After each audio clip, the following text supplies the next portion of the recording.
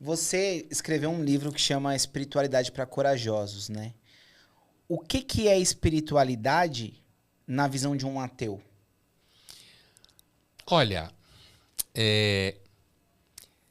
não importa muito. Eu sei que hoje em dia se fala de espiritualidade de ateus, Tá. né? Mas não é isso que me interessa no livro. Eu até falo disso, mas não é essa a questão. Espiritualidade é uma palavra que começa a circular largamente no mundo católico francês, no século XVII, né? Que era, às vezes, substituída pela expressão ciência dos santos, e que depois você pode usar para trás. Não é que ela não existia antes, não existia a palavra. Tá? Quando você estuda filosofia, essas coisas são importantes de dizer. Quando você fala em espiritualidade medieval, É uma coisa. existia, mas ninguém ainda tinha começado a escrever e falar com a palavra espiritualidade. Tá. Espiritualité, no caso, né? Bom, mas é claro que quando você fala que tem dicionário de espiritualidade hoje, você vai lá para trás, para a antiguidade. Por quê? Porque a espiritualidade, na sua origem, é uma disciplina que estuda a vida cotidiana e prática de pessoas que têm intimidade com Deus. Na origem é isso. Tá. Tá? Então, e isso nasce no âmbito do clero católico. Tá? Então, assim, eu tenho intimidade com Deus, a minha vida é transformada na prática por isso. Tanto a minha vida prática concreta, quanto a minha vida espiritual. O que eu penso, o que eu sinto, o que eu sonho, né? Como eu penso o sentido da vida moral, o sentido da existência, isso é transformado pelo fato que eu tenho intimidade com Deus. Né? Essa intimidade não necessariamente é mística no sentido forte, de eu me sentir parte de Deus, mas se eu sou uma pessoa que observa os rituais, os ritos, a liturgia, vivo, tenho muita fé, leio as escrituras sagradas, isso pode transformar a minha vida cotidiana por conta dessa fé que eu tenho. Então, espiritualidade, ela nasce nesse âmbito, associada à religião histórica. Tá. O romantismo, no final do 18, começo do 19, começou a buscar uma forma de espiritualidade que fosse sem instituição religiosa histórica. Ou seja, eu posso ter espiritualidade vinculada a minhas sensações estéticas com a natureza, né? Por exemplo, um astronauta que vê a Terra da Lua enxerga aquilo que o Sagan chamava de the pale blue dot, pálido ponto azul. É uma experiência que a gente chama em filosofia do sublime, que você enxerga o quão minúscula é a Terra no universo que é completamente escuro, indiferente a ela. Imagine você na Lua vendo isso. Se a Terra é minúscula e insignificante, que dirá você? Né? Você pode ter uma experiência que a gente chamaria hoje de espiritual, porque ela pode transformar seu cotidiano, mostrando para você o quão minúsculo você é diante das coisas, do universo. Se a Terra você e seu inventário é um nada, certo?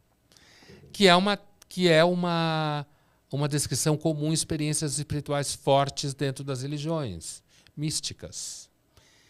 Então, o universo, a experiência com o universo, antes que a gente transforme ele num shopping center, o que é possível que a gente faça, com essa nossa vocação, o universo,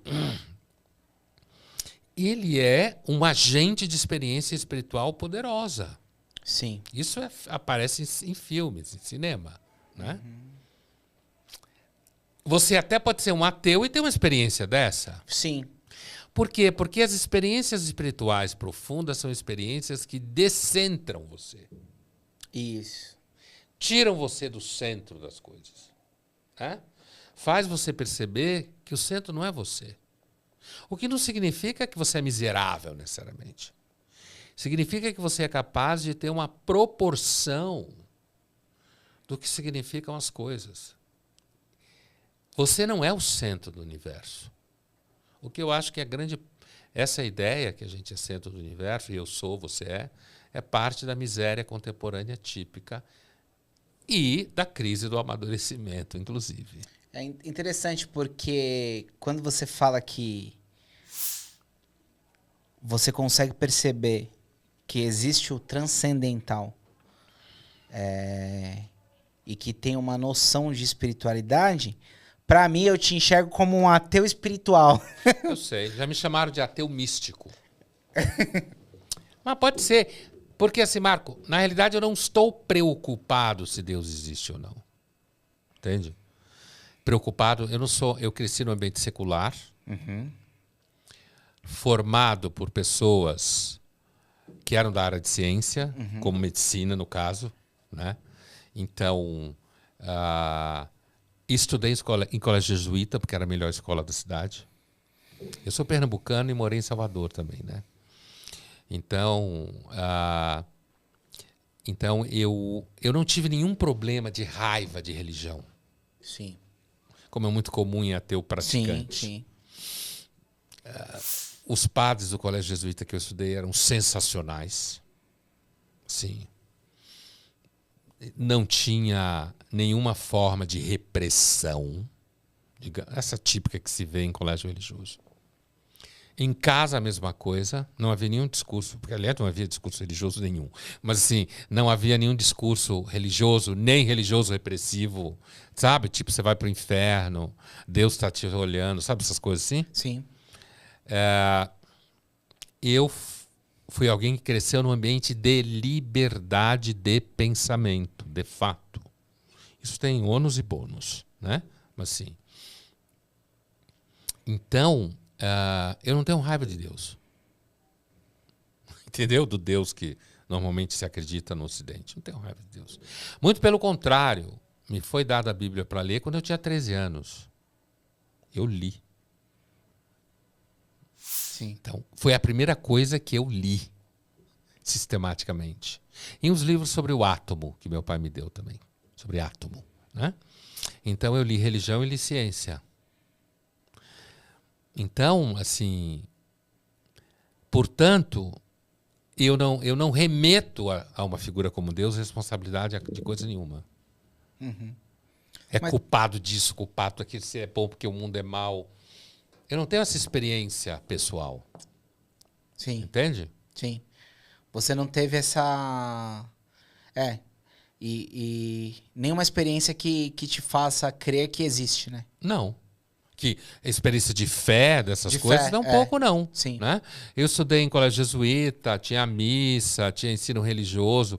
Eu via aquilo tudo, não era obrigado a ir à missa, nunca foi, mas eu via aquilo tudo do ensino religioso, eu ficava pensando o tempo inteiro como filosofia, apesar que eu não sabia o que era filosofia.